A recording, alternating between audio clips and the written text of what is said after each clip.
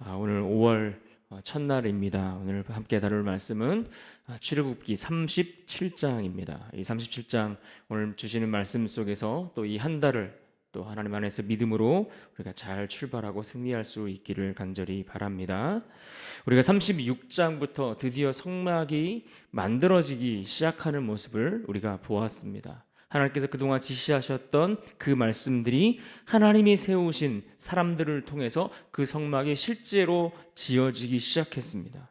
그래서 성막을 먼저 만들고 그 위를 덮는 그 휘장을 만드는 내용들을 지난 시간에 36장에서 다루었고, 오늘 37장에서는 그 성막 성소 안에 두었던 이 궤에 대한 이야기들로 시작이 됩니다. 이 궤는 언약궤라고도 부르기도 하고 증거궤 혹은 법궤라고도 불리는 그 궤를 만드는 내용부터가 오늘 37장의 내용입니다. 이미 앞에서 한번 다루기는 했지만 실제로 앞에서 하나님께서 말씀하신 대로 이것이 얼마나 빠짐없이 있는 그대로 이스라엘 백성들이 순종하여 그것을 행하여 만들어 가는가, 이것을 보여주고 있습니다. 빠짐없이 하나님 말씀대로 순종해서 하나님께서 설계하신 그 모양과 그 내용대로 그대로 만들어 가는 것을 보게 됩니다. 특히 중요한 것의 의미, 그러니까 중요한 것들, 성소, 지성소 이 안쪽에 들어있는 것들은 주로 그 재질을 조각목으로 만들고 그 주변을 다 무엇으로 쌌습니까? 금으로 싸도록 그렇게 말씀하고 있는 것을 보게 됩니다. 순금으로 이제 그런 것들을 싸도록 하셨는데, 이 순금이라는 것이 가지고 있는 특성처럼 불순물이 들어있지 않은 그러한 귀한 것, 그렇게 좋은 것들로 하나님을 위해 사용되었던 것들을 그렇게 조각목으로 만들고 금으로 금을 입히는 그런 작업들을 하도록 말씀하고 있는 것을 볼 수가 있습니다. 1절과 2절 말씀을 보면 이렇게 시작합니다. 부살렐이 조각목으로 궤를 만들었으니 길이가 2규빗 반, 너비가 1규빗 반, 높이가 1규빗 반이며 순금으로 안팎을 싸고 위쪽 가장자리로 돌아가며 금테를 만들었으며. 조각목이라는 것은 광야에서 흔히 구할 수 있는 나무라고 일전에 말씀을 드렸습니다. 특별히 이것은 여러 가지 종류의 나무들이 있었는데 아카시아 나무가 여러 가지 종이 있었는데 그 중에 한 종류의 나무를 택하도록 하셨습니다. 그 나무로 궤를 만들었고 그 나무로 만든 그 궤를 순금으로 도금하는 작업을 하고 있는 겁니다. 안쪽은 물론이고 가장자리까지도 금태로 두르도록 그렇게 지시하고 있습니다. 그런데 그 본체뿐만 아니라 그 나머지 부분들도 동일한 방식들로 만들어가는 것을 볼 수 있는데요. 3절, 4절, 5절도 한번 봅니다. 3절입니다. 금고리 넷을 부어 만들어 내 발에 달았으니 곧 이쪽에 2고리요 저쪽에 2고리이며 조각목으로 채를 만들어 금으로 싸고 그 채를 궤 양쪽 고리에 꿰어 궤를 매게 하였으며. 그러니까 본체를 만들고 그 다음에 무엇을 만드는가 하니 이 본체를 이동할 때, 왜냐하면 광야에서 이들이 생활했기 때문에 광야에서 만들어진 이 성막들을 이동할 때는 철수해서 다 가지고 움직여야 되는데 성막에 있는 귀한 물건들일수록 주로 어깨에 메고 운반하도록 그렇게 말씀하고 있기 때문입니다. 그래서 고리를 달아 만들고 그 고리를 꿰고 어깨에 멜 수 있는 긴 막대기를 채라고 표현되어 있는데 그 막대기를 만들어서 이것들로 하여금 어깨에 메고 이동할 수 있도록 그렇게 만들게 지시하고 있는 겁니다. 그런데 사실 보면 이 본체는 하나님 앞에 그런 어떤 용도로 쓰여지는 목적이 분명하기 때문에 이것들은 귀하게 그렇게 금으로 싸는 것들이 어느 정도 이해가 되지만, 사실 이 본체만 금으로 싸는 것이 아니라 이 부수적인 부품들, 거기에 붙어 있는 고리 장식들이나 그 다음에 거기에 끼는 긴 막대기, 운반하기 위한 이런 채 같은 것들, 이런 것들까지도 그 부수적인 부품들까지도 다 금으로 싸도록 그렇게 말씀하고 있다라는 겁니다. 어떻게 보면 이 부수적인 부품들, 이런 것들은 굉장히 하찮은 부품으로 우리가 생각하기 쉬운 것들입니다. 아무것도 아니고 그저 운반하기 위해서 어깨에 걸쳐 매기 위한 사소한 아무것도 아닌 하찮은 그런 부품에 불과하지만 하나님은 이것을 금으로 싸도록 명령하고 있습니다. 왜 그렇습니까?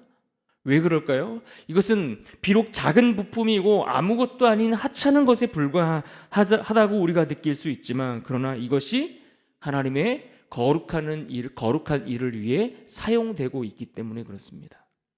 아무것도 아닌 것 같고 별것 아닌 것 같은 작은 부품들이지만, 부속품에 불과하지만, 그러나 이것을 하나님을 일을 위해, 거룩한 법궤를 운반하는 그 일을 위해 사용되고 있기 때문에 하나님 또한 이것을 귀하게 다루고 이것들을 금으로 제작하도록 그렇게 명령하고 있다라는 것입니다. 마찬가지입니다. 우리가 이 땅을 살면서 우리의 인생이 하나님 앞에 작은 인생처럼 보여질 때가 있습니다. 그리고 우리가 주님 앞에 살아갈 때 우리의 모습이 참 부족해 보이고 하찮아 보일 때가 있습니다.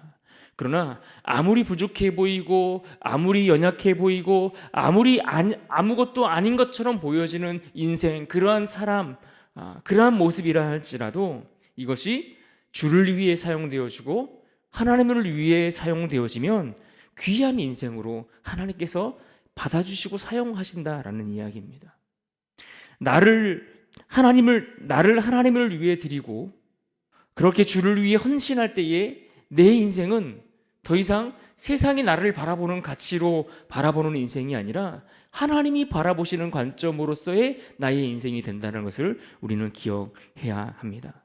세상이 나를 어떤 기준으로 바라보느냐, 내가 많이 가졌는지 못 가졌는지, 내가 많이 배웠는지 못 배웠는지, 내가 세상에서 어떤 위치, 어떤 자리를 차지하고 있는지, 무엇을 누리고 있는지, 이러한 기준으로 나를 바라보시는 것이 아니라 내 있는 모습 그대로를 하나님 앞에 드려질 때에 하나님을 위해 드려지는 그 인생 자체를 하나님께서 귀하게 여기시고 하찮게 여기시지 않는다는 겁니다.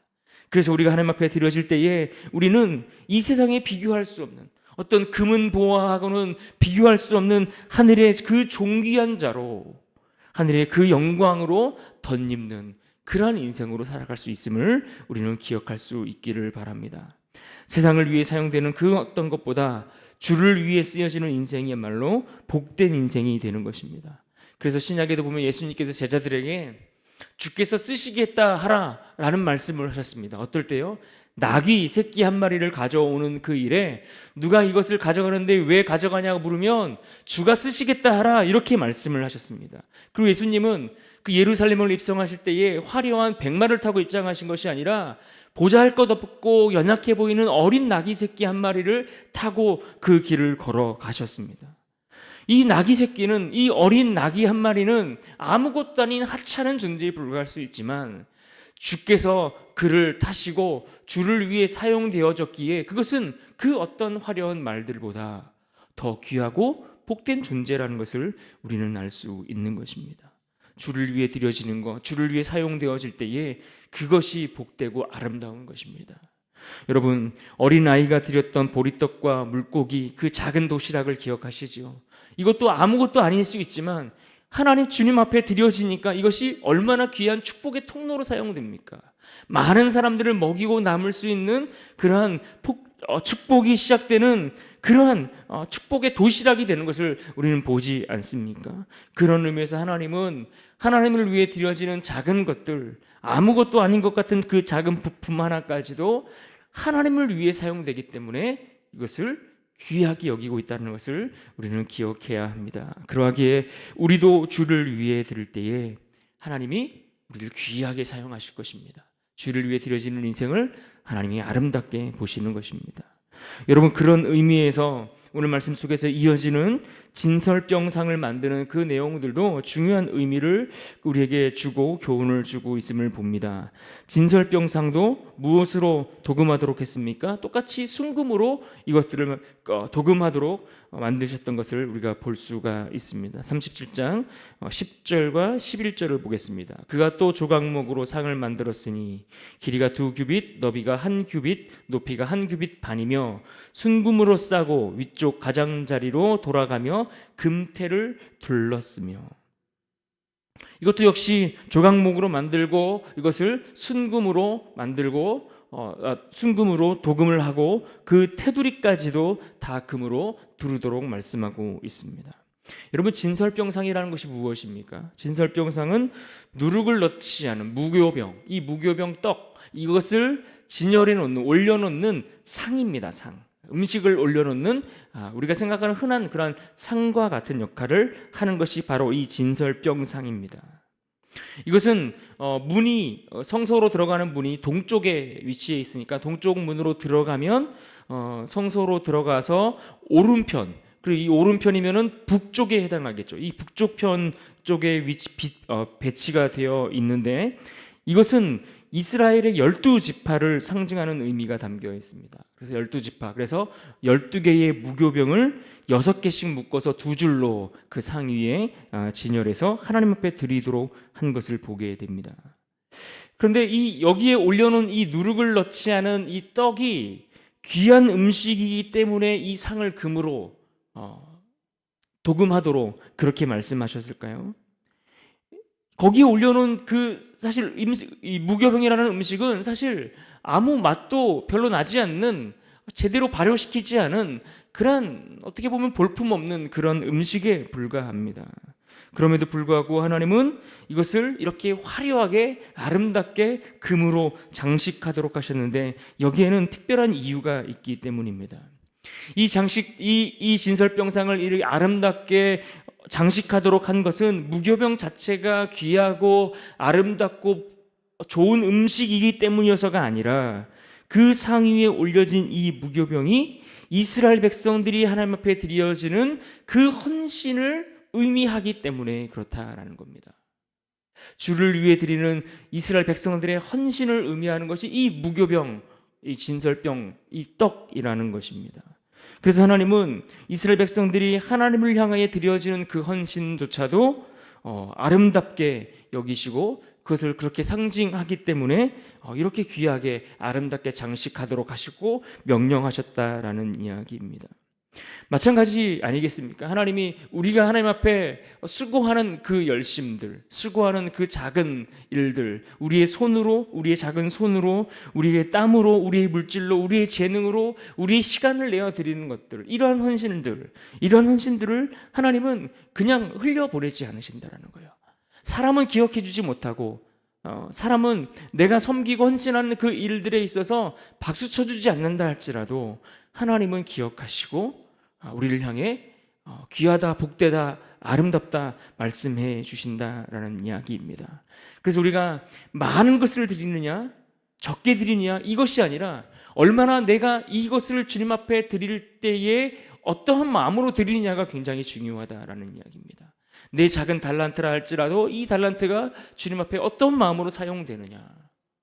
어떤 사람은 정말 프로페셔널한 그런 어떤 재능과 달란트를 가지고 있을지라도 그 마음이 주님 앞에 헌신하는 마음이 아닌 경우들이 많이 있지 않습니까?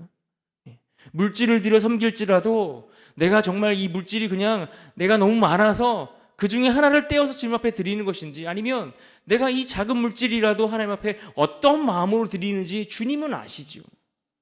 여러분들이 우리가 하나님 앞에, 성도들이 주님 앞에 무엇인가를 위해 애쓰며 수고하는 그 헌신들이 말 그대로 헌신이 되어질 때에 하나님은 그것이 크냐 적으냐, 세상에서 값어치 있는 것이냐 그렇지 않은 것이냐, 그것과 상관없이 하나님은 아름답게 받으신다라는 것입니다. 그래서 헌금을 드릴 때에도 예수님은 그 두 렙돈, 가장 작은 금액처럼 보여지는 그 헌금을 드렸던 과부의 그 헌금을 가장 많이 드렸다라고 칭찬하신 이유가 바로 이것과 관련이 있는 것입니다. 이처럼 하나님은 우리의 헌신을 중요하게 보시고 하나님 앞에 드려지는 모든 것들을 아름답게 보십니다. 마치 무교병처럼 우리가 주님 앞에 드리는 것이 얼마나 아름다운 것들이겠습니까? 우리가 주를 위해 드리는 시간들이 얼마나 가치 있는 것들이겠습니까? 내가 가진 모든 것들을 주님 앞에 드린다고 한들, 사실 하나님의 입장에서 생각해 보면 이 천지 만물을 지으시고 이 천지 만물의 주인 되시는 하나님이 무엇이 부족해서 우리로 하여금 그러한 것들을 드려 주를 섬기고 헌신할 수 있도록 그렇게 기회를 주시는 것이겠습니까? 하나님은 부족한 것이 없으시마, 그러나 우리가 드리는 그것을 통해 기뻐 받으시고 아름답게 여기시는 하나님의 그 마음이 있음을, 그래서 우리를 통해서 우리의 수고하는 그 헌신들을 통해 하나님 나라를 세워가기를 원하시는 것입니다.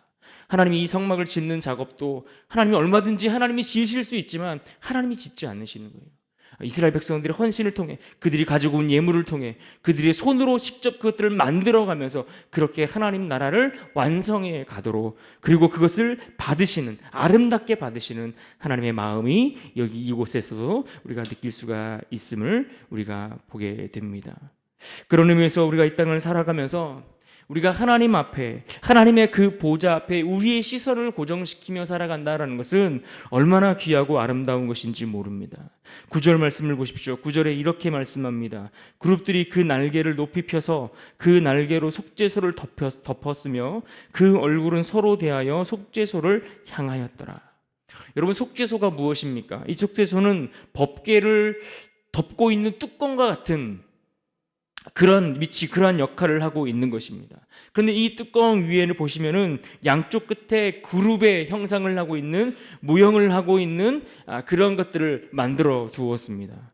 이 그룹은 무엇입니까? 이 그룹은 천사의 모형을 하고 있는 그런 장식을 양쪽 끝에 해 두었는데, 날개를 활짝 핀 모양과, 그리고 그 그룹들의 얼굴이 향하고 있는데 어디를 향하고 있는가? 속죄소를 향하고 있다라는 겁니다. 속죄소.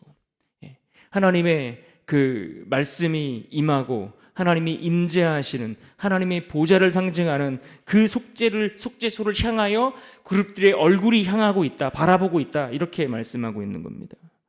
이것은 다시 말해 은혜의 보좌에 좌정하시는 하나님의 임재를 사모하는 자세고 하나님의 은혜를 앙망하는 그러한 태도라고 볼 수가 있는 겁니다. 그러니까 오늘 우리가 이 땅을 살아가면서 하나님의 은혜를 사모하면서 주님의 그런 어떤 내 삶에 임하시기를 원하는 그러한 간절한 갈망, 이러한 것들이 오늘 우리에게 있어야 함을 우리가 보게 되는 것입니다. 하나님의 은혜를 사모하고 갈망하는 우리의 얼굴, 그것이 어디로 향하고 있는가? 하나님의 축복을 사모하며 우리의 눈이 무엇을 바라보고 있는가?